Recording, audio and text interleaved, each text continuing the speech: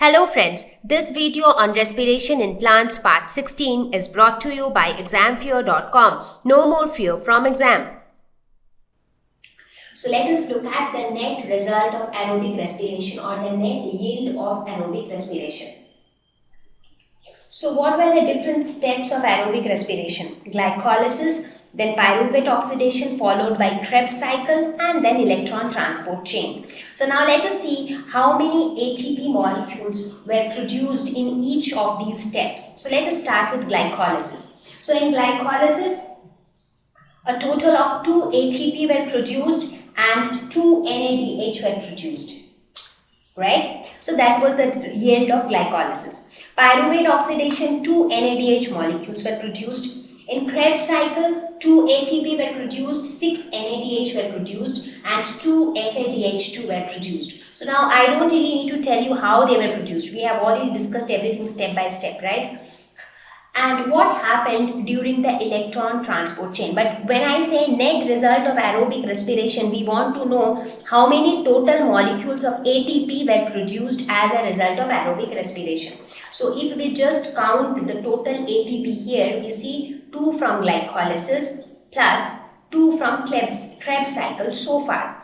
Now these NADH, they all got converted into ATP during the electron transport chain. And in the electron transport chain, we saw that one NADH could produce 3 ATP molecules. However, the NADH which were produced during glycolysis, this NADH were produced in the cytoplasm.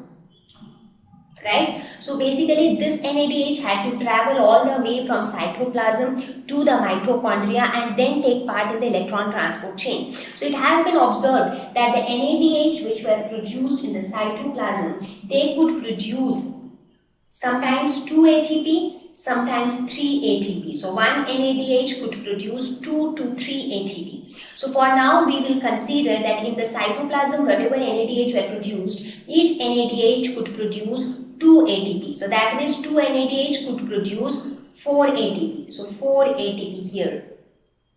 If you talk about this NADH, this is in the mitochondria. So in mitochondria, one NADH could produce 3 ATP. So here it would be 6 ATP.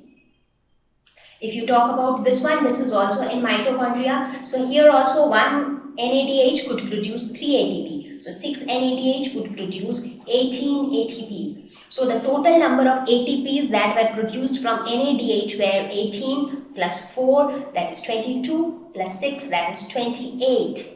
So 28 ATPs from NADH. Now you are left with FADH2.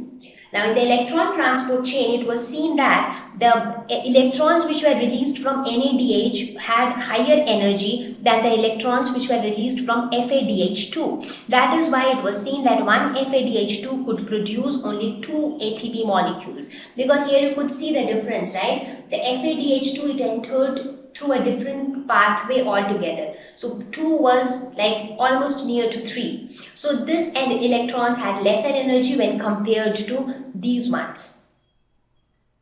So 2 ATP molecules. So that means 2 FADH2 gave rise to 4 ATP molecules.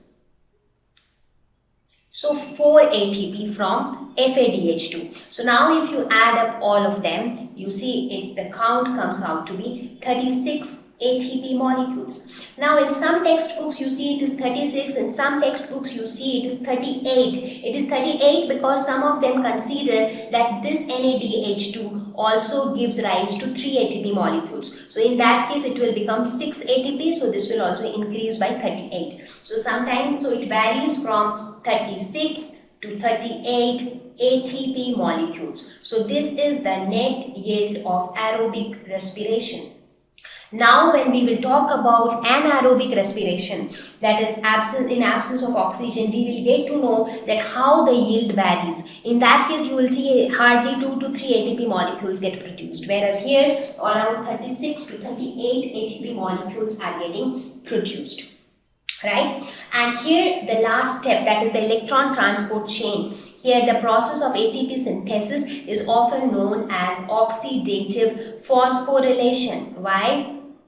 Because phosphorylation is taking place, that is phosphorus is being added to ADP to form ATP, and who is providing the energy? The oxidation reduction reactions. Throughout the electron transport chain, the oxidation reduction reactions which is happening, that is providing the energy. That is why it is called oxidative phosphorylation. Whereas in case of photosynthesis, it was called photophosphorylation, because there the energy was provided by light.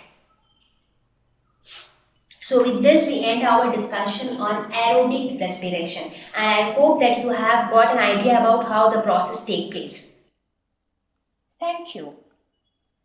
Please visit www.examfear.com to watch more videos, attempt free online test, get free study material, find tutors and mentors. Thank you once again.